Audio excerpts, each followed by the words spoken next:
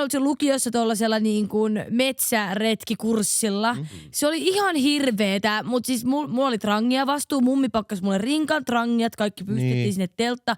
Kyllä mä pärjäsin, mutta olisi ihan hirveetä. Niin jos se oli hirveetä, niin se selviytyi. Siis mä en pysty, mulla kasvaa joku YKK siellä ja sitten ihan hirveät olosuhteet. Mitä yhteiskulmakarvat vai? Yhteiset kulmakarvat ja sitten... Kasvaako sulla tuohon keskelle? No kyllä, eikö kaikilla kasva se En mä tiedä, kasvaako sulla Jako? Okei, no mulla kasvaa YKK, jos mä en nypi. Ja siis niin siis ihan en mä tiedä. No niin just, mä oon siellä YKKlla sitten jossain niinku haastattelussa, en tiedä. Mut siis kyllä mä en usko, että mä pärjäisin. Mä oon kyllä ehkä vähän kuitenkin helposti ylistimuloituva ihminen, että se olisi paha, että ihmiset mäiskyttää, niinku kun syö, napsuttelee sormia, vaikka laulaa laulun sanoja, niin mulla ihan piuhat katkee, en mä pysty. Ihan hirveetä. Niin. Ihan kautta.